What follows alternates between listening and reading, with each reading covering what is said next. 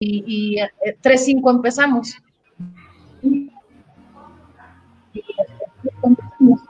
Ya, ya empezó.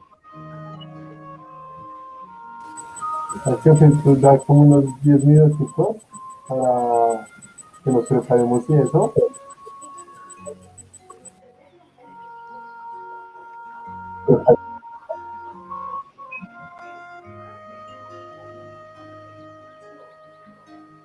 Estamos, ya estamos.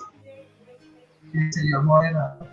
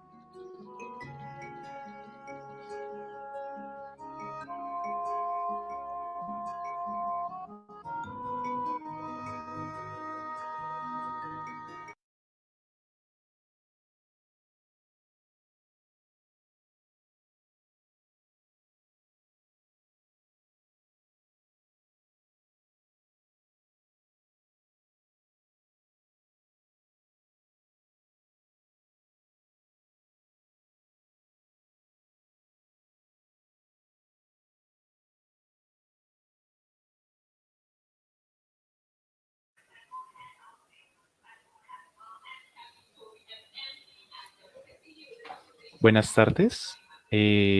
Vamos a dar inicio a nuestro conversatorio en este momento. Agradecemos su asistencia y participación en esta oportunidad.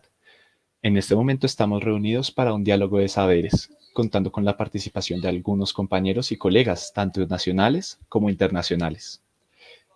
Bueno, vamos a dar inicio con algunas preguntas. Por ejemplo, ¿cómo sería tener su propio laboratorio en casa con materiales ecológicos? O, por ejemplo, ¿lo que comemos es realmente nuestros alimentos? ¿Sabes? Porque de verdad, a veces creo que dependemos demasiado de algo más. O tal vez, ¿cuál es la mejor forma de aprender sobre tu tema favorito si no hay internet? Buenas preguntas, ¿no? Como sabemos, nuestra presentación Caminando con los saberes tradicionales para una soberanía alimentaria tiene como objetivo reflexionar acerca de la importancia de los saberes tradicionales encaminados hacia la soberanía alimentaria. Me presento, soy Samuel Gutiérrez, ingeniero en formación, optando por el título de ingeniero en agroecología. Estoy en la Corporación Universitaria Minuto de Dios, conocida también como Uniminuto. He realizado algunas investigaciones en varios temas referentes más hacia el control biológico, como para, por ejemplo, las babosas. Actualmente me encuentro adelantando mis estudios porque pues no he terminado todavía, pero ya casi. Y bueno, en esta ocasión nos van a acompañar, entre otros, Juan Antonio Guerrero, quien es tecnólogo en producción agropecuaria ecológica del SENA en Angostura, Huila. Él ha manejado procesos sociales y elaboración de huertas comunitarias por medio del taller Tejiendo Territorios. También estará con nosotros Anderson Steven Murillo, egresado del SENA en Tecnología en Formulación de Proyectos con autorización en Administración de Proyectos y Extensión Agropecuaria del Centro de Servicios Financieros EICA. Y nuestra compañera Jessica Judith Hernández Rivas, quien es pasante de la licenciatura en Ciencias Sociales, Sociología y Antropología Social de la Universidad Autónoma de Ciudad de México.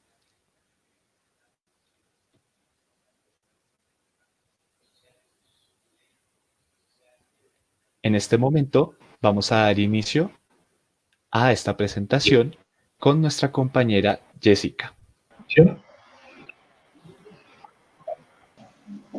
Ella ha trabajado en temas relacionados a los conocimientos tradicionales, desde las ciencias sociales, frente a la crisis ambiental contemporánea. Su propuesta Saberes Ambientales, Análisis desde las Ciencias Sociales y Saberes Ambientales en Educación Ambiental le han permitido llegar a la conclusión de la licenciatura. En este momento se encuentra realizando su tesis de grado titulada Saberes Ambientales en la Comunidad Otomiñato, en San Francisco, Xochicuautla, en Estado de México. En este momento nos va a presentar saberes tradicionales. Muchas gracias, Jessica. Muchas gracias, Sam. Antes de iniciar, pues quiero agradecer el espacio en este momento organizado por ustedes, por compañeros de la Universidad Minuto de Dios de allá en Colombia. Agradecer que se haya hecho este esfuerzo para poder compartir y reflexionar un poco en lo que hemos ido trabajando durante estos últimos años dentro de la licenciatura. Gracias por eso y también porque no solamente vamos a platicar de un tema que me gusta mucho, que es sobre los saberes tradicionales, sino porque este esfuerzo es gracias a esta interacción interdisciplinaria, ¿no?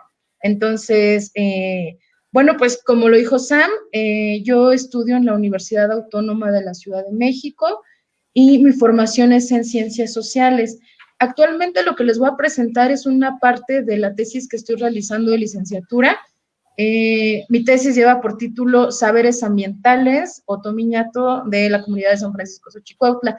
Pero para poder entender un poquito estos saberes ambientales hay que conocer, digamos, la forma en cómo se han ido dando los saberes tradicionales, ¿sí? Cómo se han ido dando, cómo se han definido incluso, y no vamos a hablar de la comunidad de Xochi, pero sí vamos a tratar de apuntar estos saberes tradicionales hacia una soberanía alimentaria. Entonces, vamos a comenzar. Siguiente, Sam, por favor. Bien. Los saberes o conocimientos tradicionales se les ha denominado de distintas formas, ¿no? Por ejemplo, en México se les ha denominado como sabidurías populares, saberes locales, conocimientos tradicionales, conocimientos del campo, epistemologías locales, etcétera. Ya en otras latitudes también, por ejemplo, Levi-Strauss platicaba un poquito qué era esta ciencia de lo concreto, ¿no? De los conocimientos de lo concreto.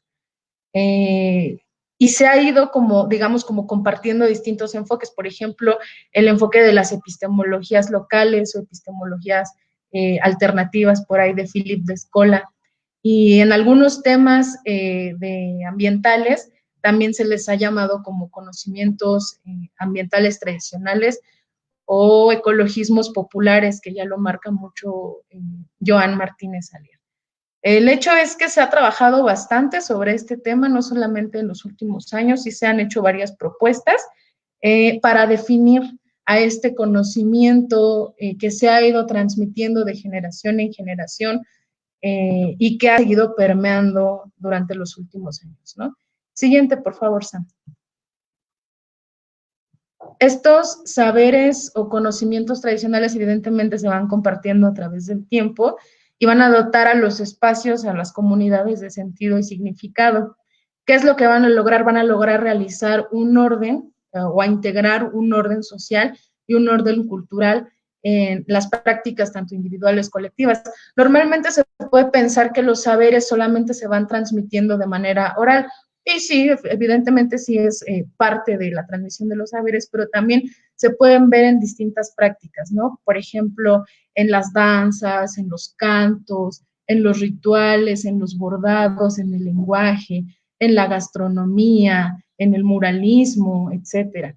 Y son los distintos canales de comunicación para ir transmitiendo todo este conocimiento, incluido también un saber de la naturaleza. Siguiente, por favor, Sam. Y estos saberes de la naturaleza, yo le comparto ahí como saberes ambientales, son conocimientos que se han conformado con el paso del tiempo dentro de los propios territorios, entendiendo el territorio como este espacio, digamos, en donde no nada más es un espacio geográfico, sino también donde se llevan a cabo prácticas, acontecimientos, las cosmovisiones y las distintas formas de ver el mundo. Normalmente podemos encontrar incluso en los libros de biología que dice México es un país megadiverso, ¿no? Y sí es megadiverso en la cuestión de la diversidad natural, pero también de una diversidad cultural, ¿no? Lo que integra toda una biodiversidad. Se tiene que entender la biodiversidad como esta integración tanto de la diversidad natural como de la diversidad cultural, lo que integra un territorio, ¿no? Por lo tanto, al ser un país megadiverso, pues tenemos distintas formas de ver, de entender y de relacionarse con el mundo y con la naturaleza. Siguiente. Entonces, estos conocimientos de la naturaleza van a formar parte también de una cosmovisión específica en cada uno de los espacios y en cada una de las comunidades, que esto ha sido el resultado de una forma de ver el mundo, ¿no? De una comunidad, tanto de las observaciones que se han realizado y además de someterse a las experimentaciones.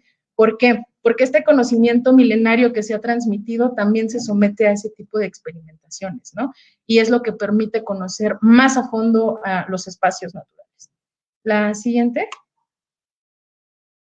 Por lo tanto, este saber ambiental va a ser un conocimiento de la naturaleza, del funcionamiento y del ordenamiento también de los procesos que se llevan a cabo dentro del espacio, ¿no? Son múltiples formas de ver el espacio, entonces son múltiples formas también de relacionarse y de entenderlo. La siguiente, por favor. Esta parte que les voy a presentar a mí me gusta mucho porque es parte de lo que propone también Enrique Leff, que es uno de los grandes ambientalistas acá de México. Y Leff en su libro del saber ambiental nos propone esta cuestión de problematizar este conocimiento fragmentado de las disciplinas, y lo dice tal cual, ¿no? El saber ambiental logra problematizar el conocimiento fragmentado de las disciplinas para construir un nuevo campo de conocimientos teóricos y prácticos, ¿sí? Pero es esta integración del conocimiento. Sabemos que siempre ha habido una discusión de eso, ¿no?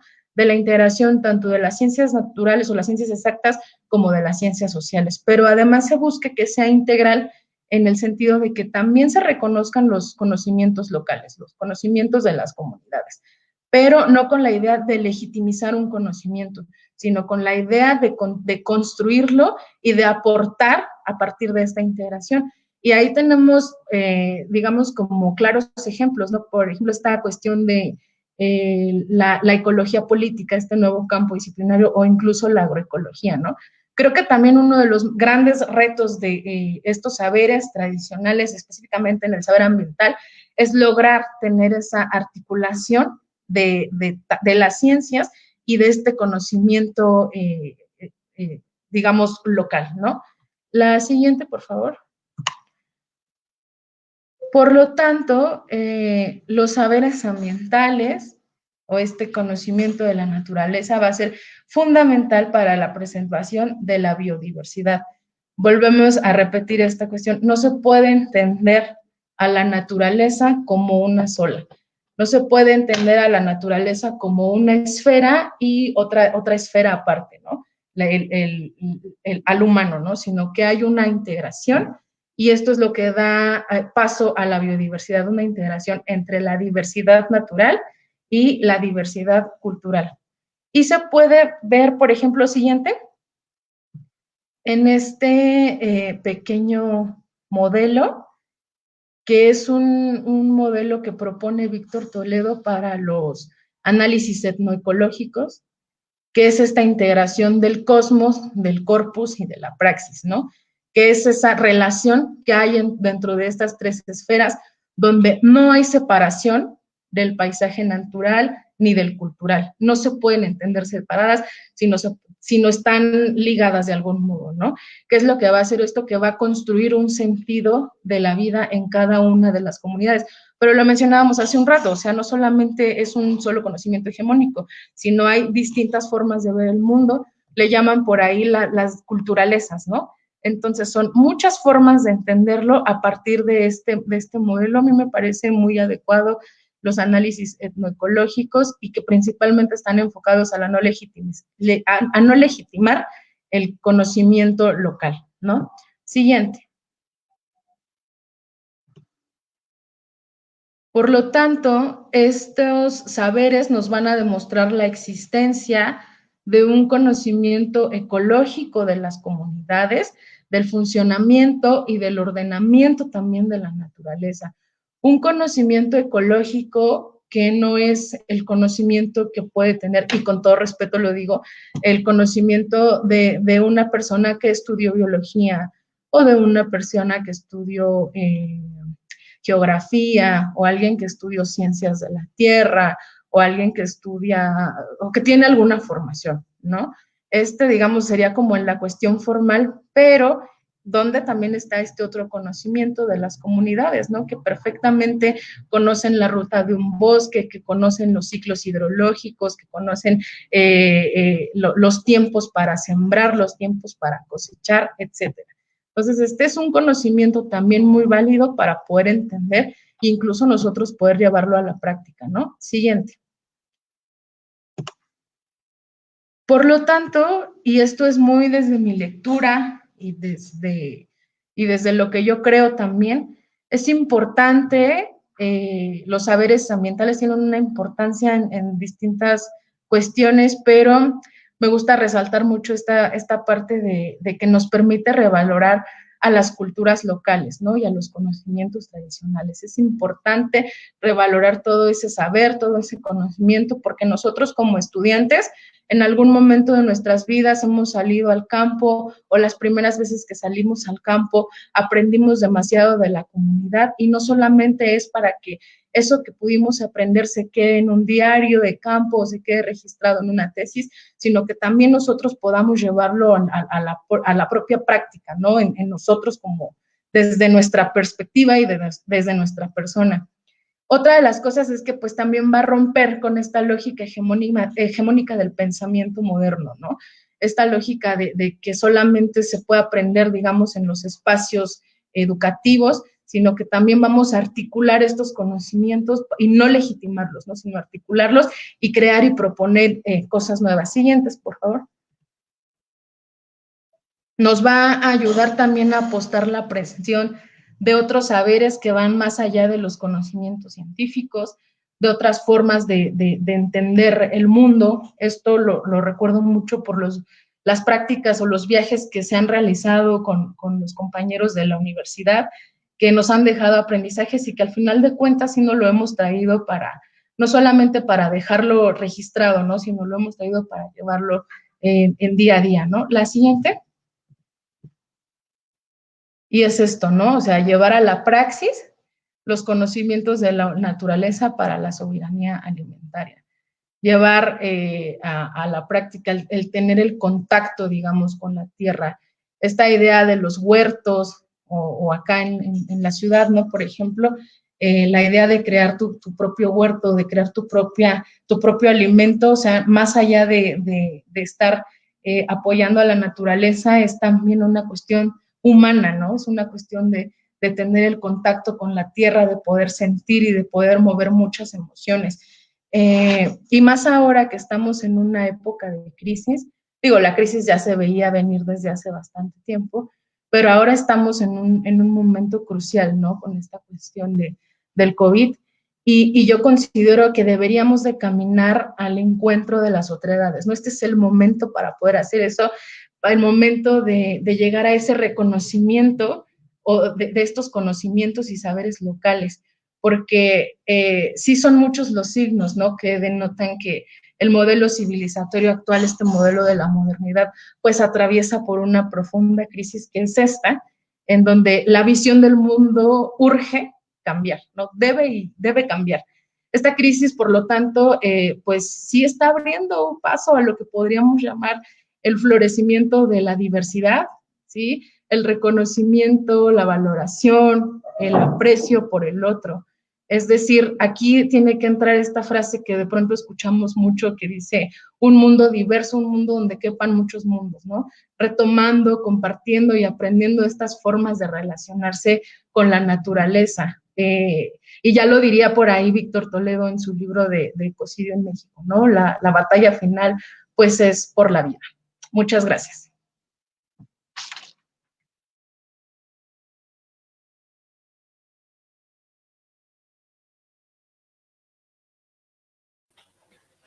Bueno, muchas gracias, Jessica. Ese aporte pues, que nos has hecho el día de hoy ha sido bastante fenomenal, me ha parecido. Y podría rescatar precisamente el hecho de cómo estos saberes tradicionales podrían llegar a significar soluciones para problemas actuales, ¿no? Y pues algo que también me sorprende es cómo, pues a partir de esos conocimientos, las distintas culturas tienen su propia identidad. Eso me pareció, la verdad, brutal. Entonces, nuevamente, muchas gracias, compañera. Bueno, y en este momento vamos a dar paso a nuestro siguiente ponente, Juan Antonio. Él ha realizado prácticas en la microempresa familiar, la Reserva Cacao de Tradición, pues posee experiencia en elaboración de abonos orgánicos y actualmente es ingeniero en formación de agroecología. Maneja muy bien el tema de lombrices californianas y su importancia e incidencia en la agricultura urbana. En esta ocasión nos va a compartir soberanía alimentaria como derecho de los pueblos frente a la seguridad alimentaria, política establecida por la FAO. Juan, tienes la palabra.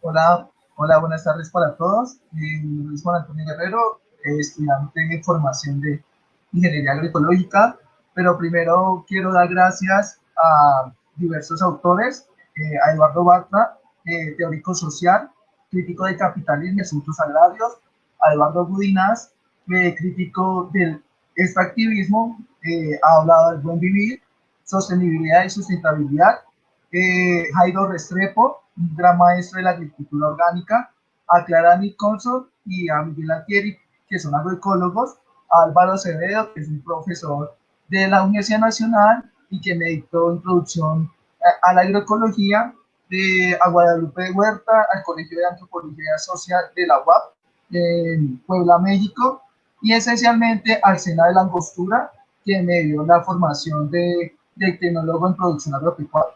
Bueno, la soberanía alimentaria como derecho de los pueblos frente a la seguridad alimentaria, política establecida por la FAO. Señor moderador, por favor.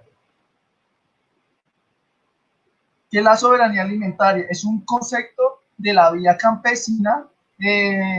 ¿Cómo surgió este concepto? Este concepto se empezó a dar entre los 70 y los 80, ¿sí? En el cual se reunieron varias organizaciones, pero versus a una propuesta que estaba planteando la FAO, que es la seguridad alimentaria. ¿En qué consiste la soberanía alimentaria? Es una cuestión de cómo comemos, cómo nos alimentamos, cómo mantenemos la tierra, el agua, nuestros recursos, los beneficios que ella nos da actualmente y futuras, cómo interactuamos con los demás grupos, personas y cultura.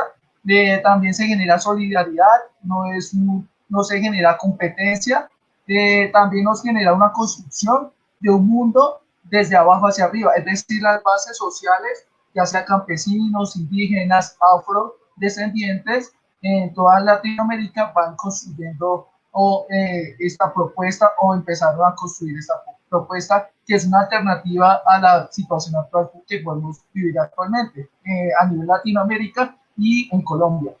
Cabe mencionar que el término de soberanía ha surgido desde la organización campesina, organizada a nivel transnacional, como una propuesta para que la humanidad vuelva a pensar sobre cómo organizar la producción, la distribución, el comercio alimentario y agrícola, cómo hacemos uso de la tierra y los recursos agrícolas, y cómo interactuamos, intercambiamos y nos organizamos con los demás.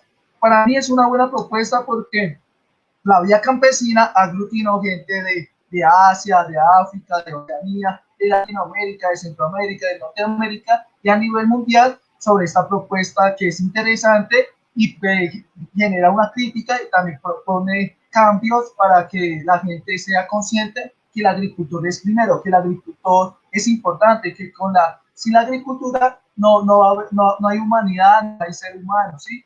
Y también la soberanía apuesta a prevalecer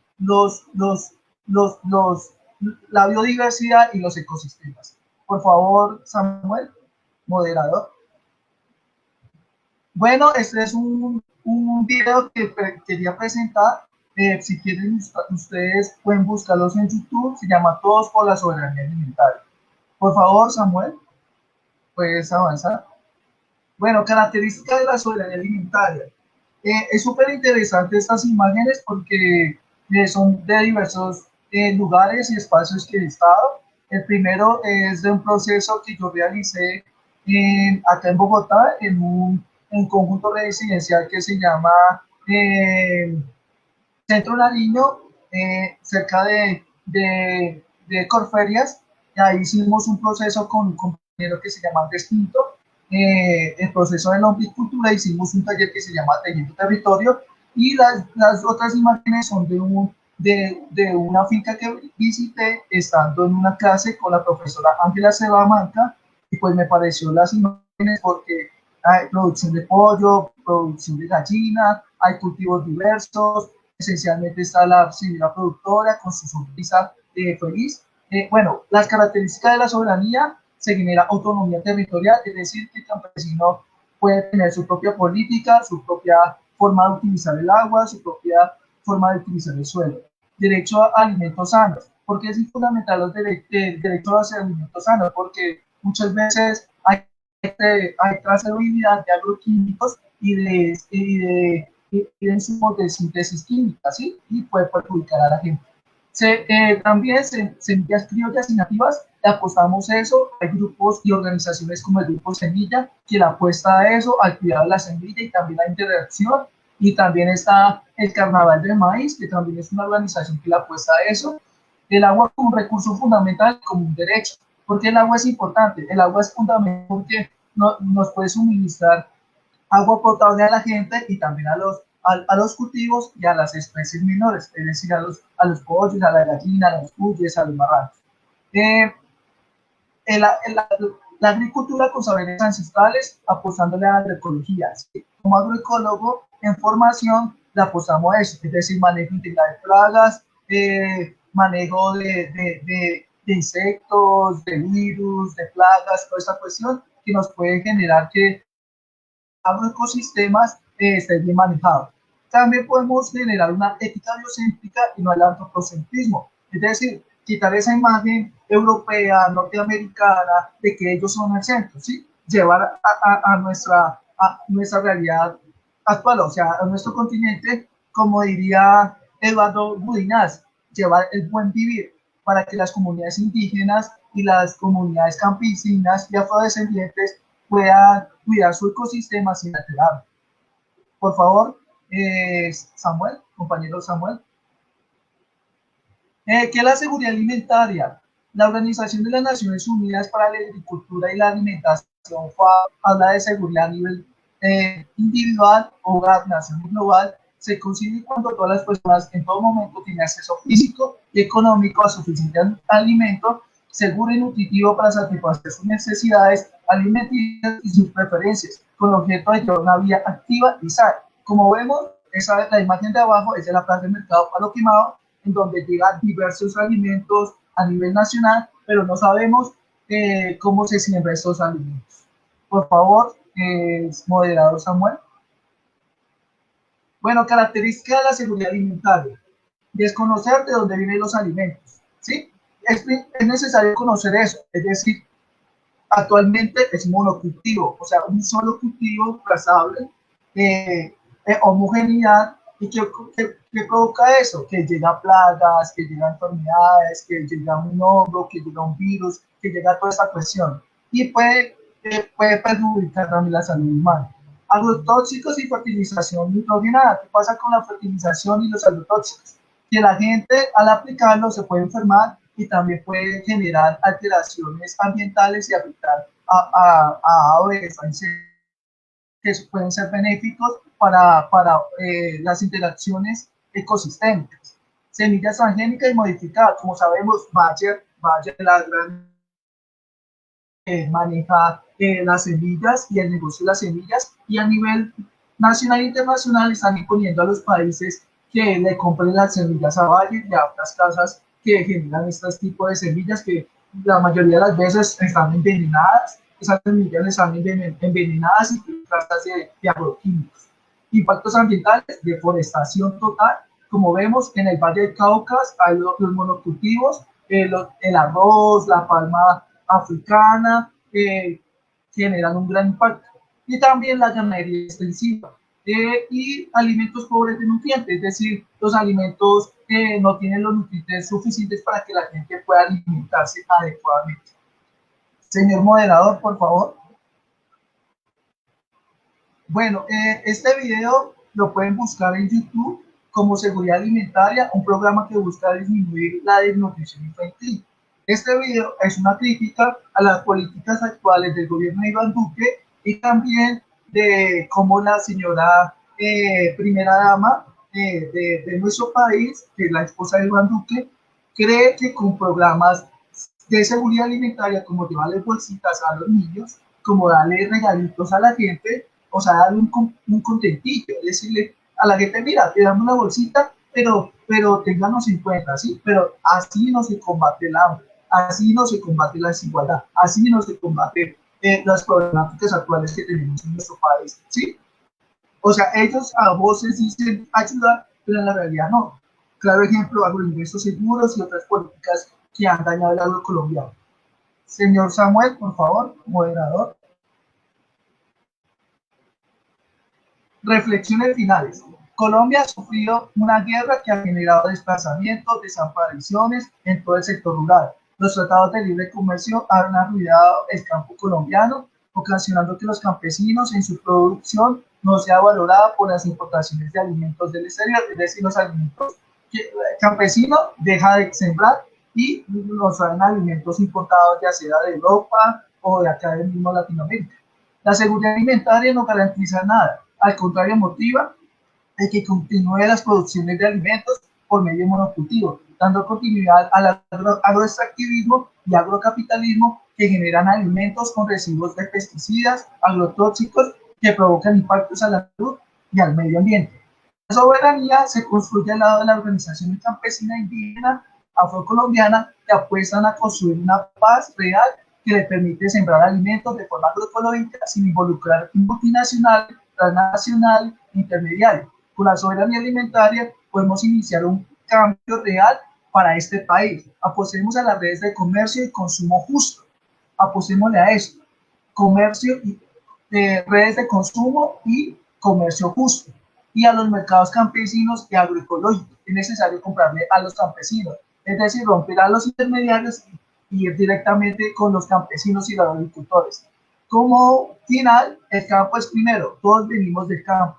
Por eso apoyemos la producción local, nacional, esencialmente nacional, para que los pueblos puedan sembrar y cosechar su propia alimentación, también comercializar esos productos con la ciudad. Es necesario que hagamos una interacción.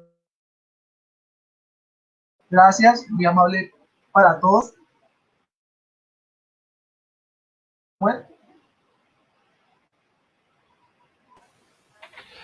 Bueno, Juan, pues evidentemente la vía campesina. Pues definitivamente las propuestas, los cambios y la agricultura como tal, pues solo van a tener un cambio cuando le demos la importancia a lo que tenemos, definitivamente. Yo creo que eso se conecta un poco con lo que decía también la compañera Jessica, ¿no? La protección de los saberes locales. Me pareció muy importante esos ejemplos de asociaciones locales que dan protección a semillas, a los saberes e incluso al mismo campesinado colombiano. Yo creo que pues es por esto mismo y por el hecho de tal vez tener una dependencia muy grande en cuanto al exterior, que pues puede que haya ¿cómo decirlo?, una ruptura, ¿no? En la alimentación colombiana y pues que hoy en día se puede presentar esa, podríamos llamar crisis, porque pues no es un misterio para todos que en este momento necesitamos de verdad volver a las raíces, al volver a nuestra propia tierra. Muchas gracias, Juan. Estuvo muy bien. Y entonces, en este momento vamos a pasar a Anderson. Anderson, él es estudiante en diseño y desarrollo en investigaciones de mercado, administración de empresas virtuales en el SENA, área andina y además ingeniería agroecológica en Uniminuto. Posee experiencia en ensamblado de molinos, habiendo trabajado en Mundial de Molinos y en Rosas Don Eloy como formulador de proyectos. Su primer acercamiento en los temas ancestrales, las artes y formas de ver el mundo de otras culturas le han permitido hacer el trabajo que va a exponer hoy, crear un laboratorio con técnicas ancestrales gratis y de baja inversión. Compañero, prosigue. Muy buen día para todos. Entonces quiero compartir mi experiencia, tanto profesional como lo que he hallado durante mis investigaciones. O sea, que encontramos crear un laboratorio ancestral con una baja inversión. Nosotros provenimos de la tierra, incluso se dice que desde el origen del hombre nosotros provenimos del barro. Muchísimas afirmaciones, incluso estudios científicos lo están afirmando en este momento. Incluso fabricaban artefactos muy interesantes con la idea. Acá encontramos un ejemplo. El antiguo destilador, uno de los primeros utilizados en Mesopotamia, se llama el alambic. Y lo contemplamos en la parte superior. Este hace varias funciones, incluyendo cocinar y a la vez me destila. Entonces en la parte inferior encontramos una estructura que simula una olla y un horno que normalmente se utilizaba con base de piedra y la greda. Nuestros ancestros le daban esa forma. Hasta construirlos utilizaban carbón, leña y empezaban a destilar su sustancia y esa se evaporaba. Y en la mitad hay una estructura, hay unos canales de guagua o algún recurso maderable que los campesinos utilizaban desde tiempos ancestrales. Y el mezcal, que es el recipiente que va a recolectar un producto destilado. En la parte superior encontramos el agua con lo que estemos cocinando en este momento.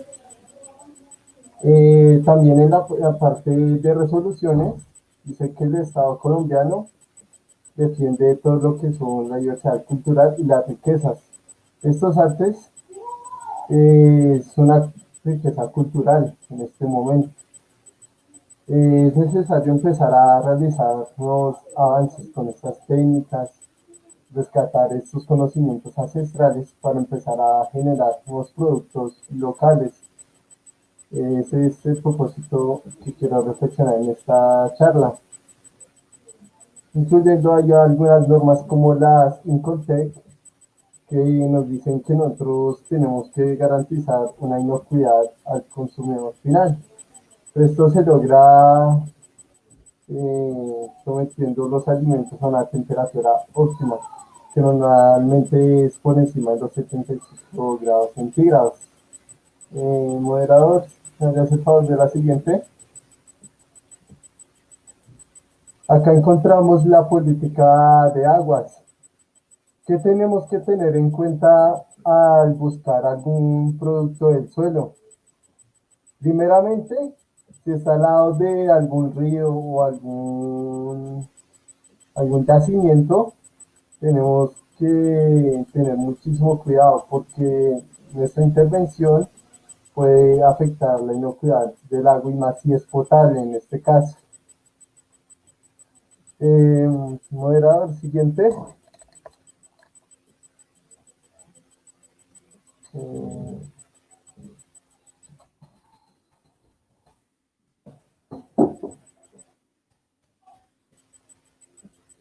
Acá encontramos un ejemplo de una olla ancestral. Este va acompañado desde el inicio de la civilización. El hombre ha tenido la necesidad de guardar su alimento de insectos o incluso de otros mamíferos. Entonces ha empezado a fabricar menajes de barro para garantizar seguridad y inocuidad en sus alimentos. Moderador, haz un favor siguiente. ¿Dónde encuentro la greda o la arcilla para fabricar estos productos cerámicos? Normalmente están en los cursos fluviales, en los surcos, alrededor de un río. Acá encontramos una pequeña imagen que nos ilustra. Por ejemplo, un surco y al lado está el río. Siguiente. Tipos de arcilla. Tenemos que tener en cuenta que todo material del suelo nos sirve para diferentes cosas. Puede ser un ladrillo, una losa, una vasija, y uno lo somete a diferentes temperaturas, como encontramos en rango de cocción, para que alcance su estado sólido. Incluso se sospechaba que los indígenas campesinos ya estaban fabricando ya sus tejas de cerámica, todo eso ya tenían un estilo de agua desde ese entonces. Moderador, siguiente. Entonces, aquí encontramos un ejemplo de un torno, que uno con los pies, es como una ruleta, uno le va dando vueltas con los pies. Más adelante observamos la estructura como tal. Una parte importante que tenemos que tener en cuenta al trabajar con las arcillas y secar es que si uno lo mezcla muchísimo con agua, por ejemplo, como esa polar con diferente electronegatividad, puede perder su plasticidad. Hay que tener cuidado y moderarnos y esperar un tiempo prudente para que este solidifique. Siguiente, señor moderador, gracias. Y una cultura muy representativa acá en Colombia son los chamis en vera. Estas personas son las que han guardado desde su generación en generación estos conocimientos actualmente acá en Colombia. Entonces es una de las pocas que queda en este momento que aún practica la alfarería. Señor moderador, siguiente. La construcción del torno. Bueno, primeramente tenemos que conseguir algún una rama, algo que podamos simular y amarrarlo con alguna cuerda, alguna prenda que tengamos disponible. Y una vez cortamos algún tronco, antiguamente se utilizaba un tronco, y esa pues, se ejecuta en la parte inferior y se le abre un orificio donde quepa nuestro maderable o tubo de metal, y después se rellena de escombros. Señor moderador, siguiente. Acá encontramos una estructura en la parte inferior y un pequeño soporte que al momento de nosotros huequear nuestras dos talas, la que va en la parte inferior quepa y nos permite ahí una movilidad, un movimiento de torque. Y entonces nosotros con los pies vamos dándoles vueltas. Después sigue en las dos talas y unas bases. Y ahí se coloca la ruleta y ya en la parte superior le colocamos al último la respectiva base. Señor moderador, siguiente. Gracias. Tenemos acá otra técnica. Uno utiliza puede ser algún taladro que uno lo va a rellenar con alguna lija, un soporte, y en la parte superior uno ya puede empezar a ejecutar esa artesanía de acuerdo a nuestro producto, nuestra agregada que hayamos recolectado. Señor moderador, siguiente. Y finalmente se coloca en la parte superior dicho soporte. Y ahí ya está el alfarero listo para empezar con los pies a generar una fuerza de torque que va a movilizar la parte superior. Y uno con las manos ya empieza a generar las piezas, incluyendo el alambique que lo podemos construir con base en esto. Señor moderador, siguiente. ¿Dónde consigo cemento?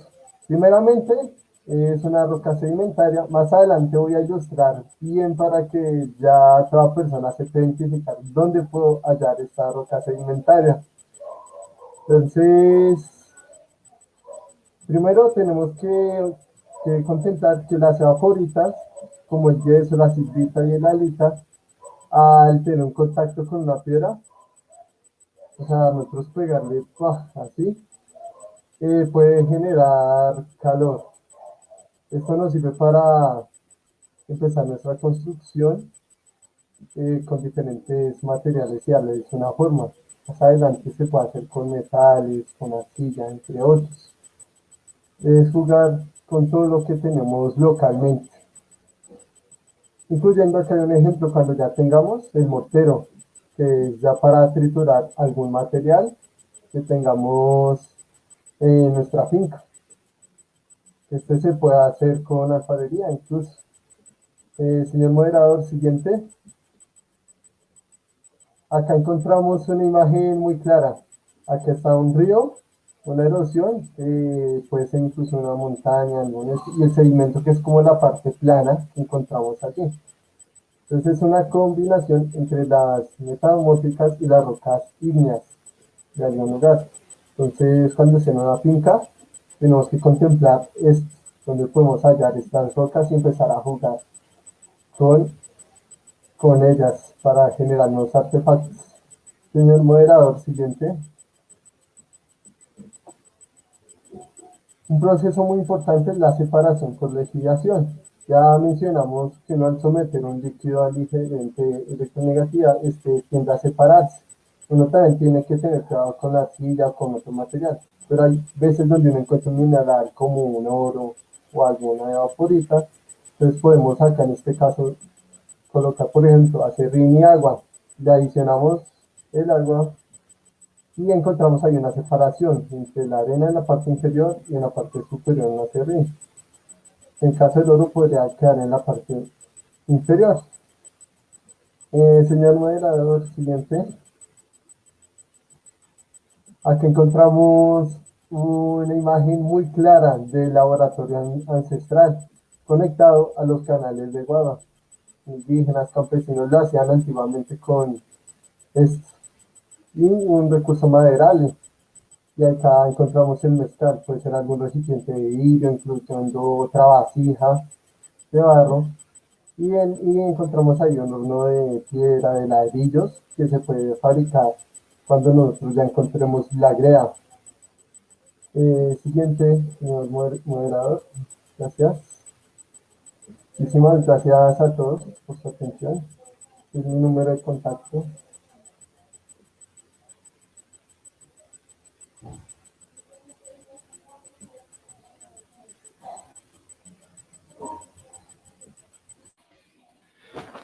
Bueno, muchas gracias, Anderson.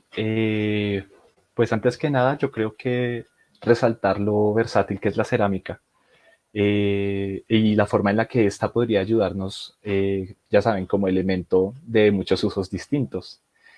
Pocos materiales hay que yo conozca que puedan hacer tantas cosas y pues uno de ellos es la cerámica. Y me parece un ejercicio importante, más que nada en especial porque pues demuestra que podemos repensar nuestros materiales, ya sea para investigaciones, para, no sé, digamos, obviamente yo lo que más conozco pues obviamente es la cocina, pero pues desde luego la idea es encontrar este tipo de materiales que sean ecológicos, que pues permitan pues un cuidado más, o sea, un impacto menor pues en el medio ambiente. Brutal, brutal me pareció. Bueno, entonces en este momento, pues si alguno tiene alguna consulta, algún comentario, hemos estado tratando de pues estar pendientes y pues en este momento pues también si necesitan comentarnos, estamos para ustedes.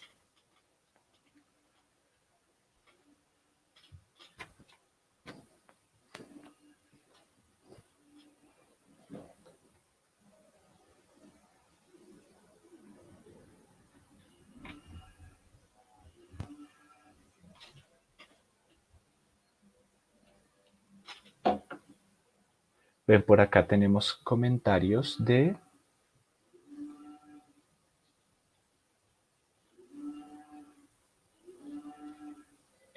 ja, Julián. Gracias, Jessica. No hay que subestimar los saberes ancestrales. Es verdad, es verdad. Los saberes ancestrales se han ido perdiendo y eso no lo podemos permitir. Por eso son importantes este tipo de espacios y de ejercicios precisamente como la investigación de nuestra compañera, para que pues todo ese conocimiento que podría ayudarnos hoy en día no se pierda.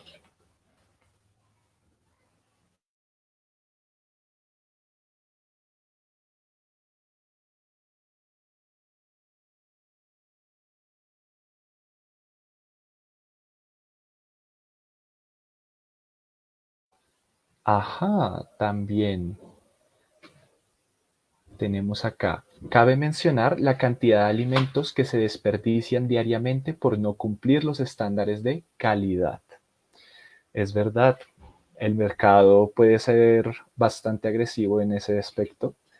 eh, y pues son cosas que están bien, o sea, tú las ves y siguen igual de ricas. Entonces toca aprovechar eso. Y yo creo que por medio del consumo directo con el agricultor podríamos evitar ese tipo de inconvenientes. Definitivamente, como estábamos mirando en la charla del compañero Juan, hay tipos de asociaciones que permiten este tipo de compra directa. Eso es más importante todavía también.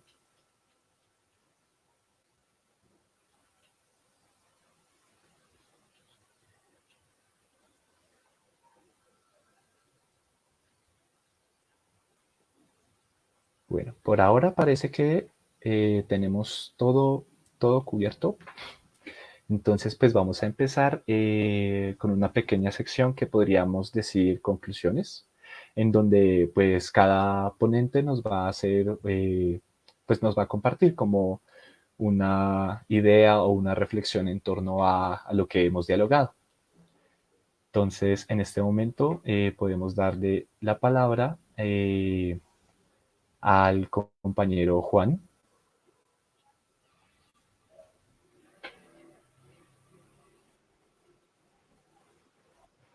Hola, dígame, Samuel.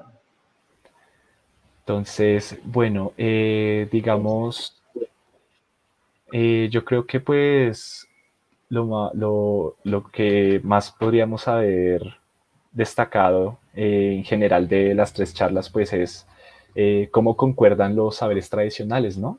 Digamos, cómo esas asociaciones han protegido esos conocimientos, las semillas. ¿Tú qué dices, Juan?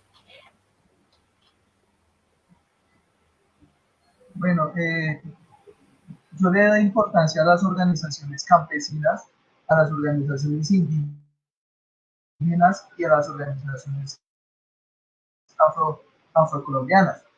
O porque son, son importantes ya que ellas generan talleres, generan charlas, generan intercambio, generan ferias agroecológicas, generan interacciones con la gente. Son relevantes ya que pueden generar conciencia, pueden motivar a la gente que reflexione y también motivar a la gente a que cambien un poco su realidad y su forma. Y pues actualmente con el tema de la pandemia es relevante mencionar que el campesino debe estar primero, pero siempre con prácticas agrícolas y de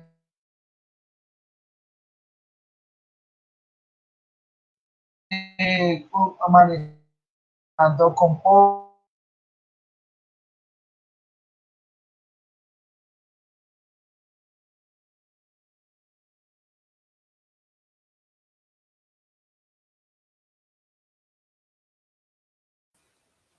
Vale, muchas gracias, compa.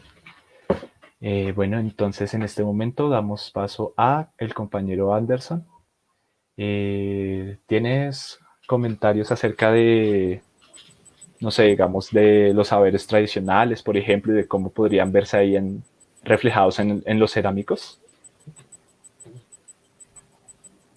Primeramente, yo diría que toda cultura indígena, campesina, siempre tiene una lección con ella misma.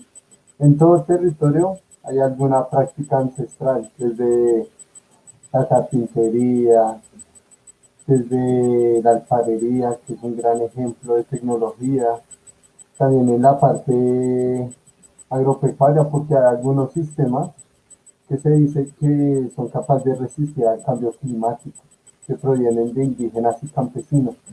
Entonces, en este caso es uno concentrarse en el lugar donde esté elaborando su proyecto, compartir con ellos, escuchar, aprender de sus tradiciones, de sus formas de hacer las cosas, de ver el mundo también. Entonces es como esa parte de ir descubriendo e ir compartiendo este conocimiento. Es algo que se construye constantemente.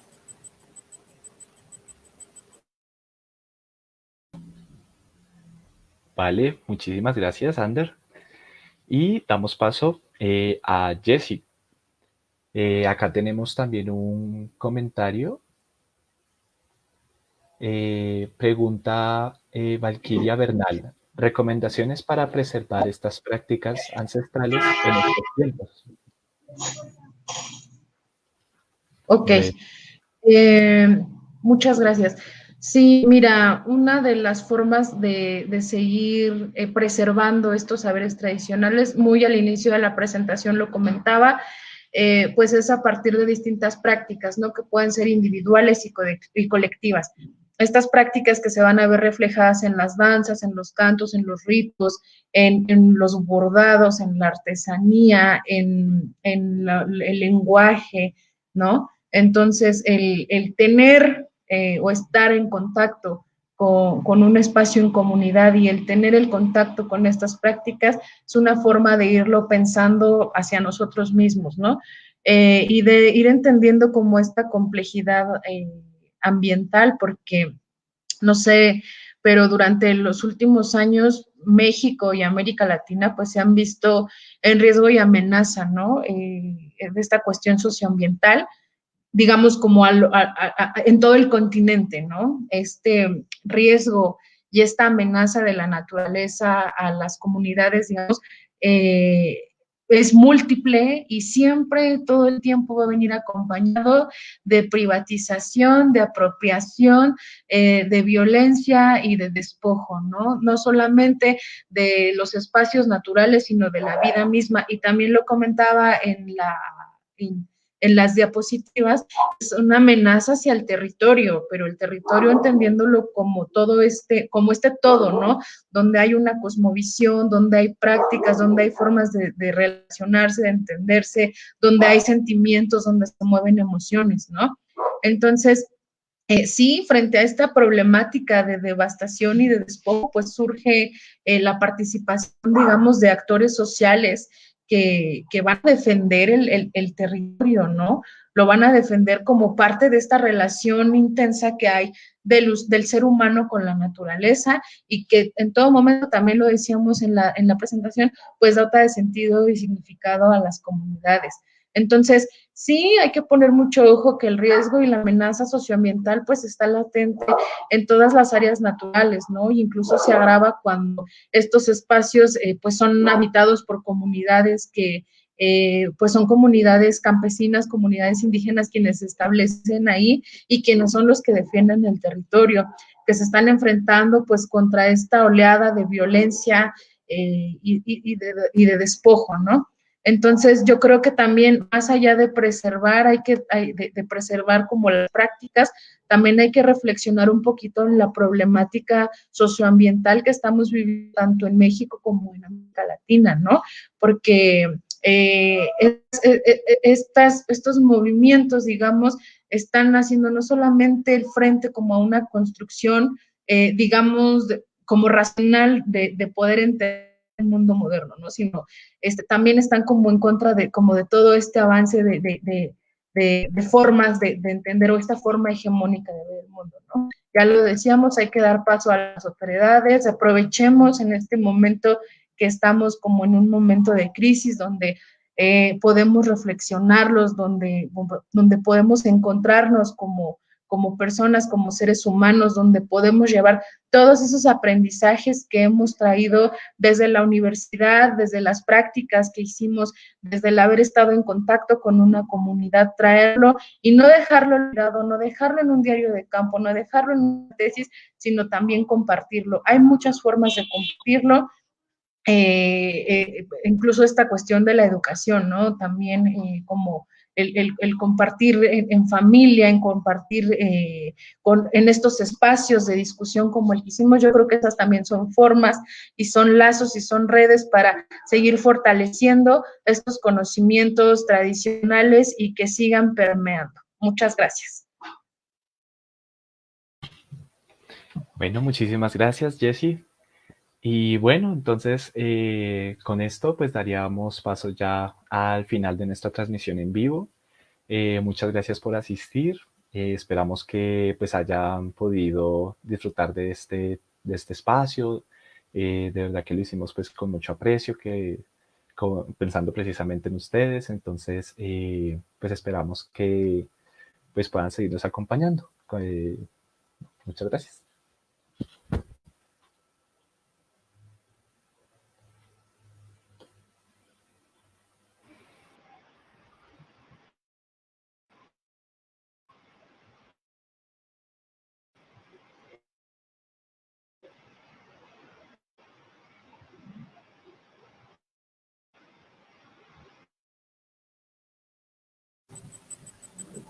Hasta luego.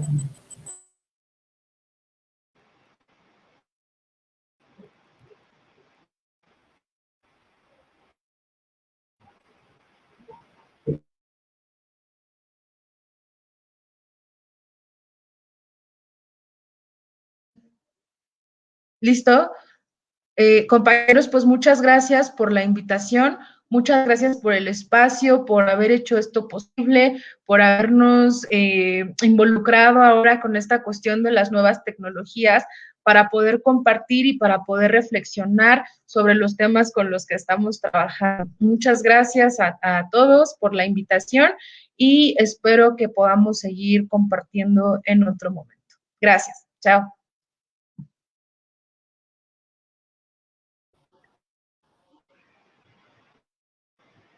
Agradezco a ustedes por la participación y también por interactuar con nosotros. Y es necesario ciencia, resistencia y el lado de los campesinos, los indígenas y los afro. Gracias. Feliz tarde para todos.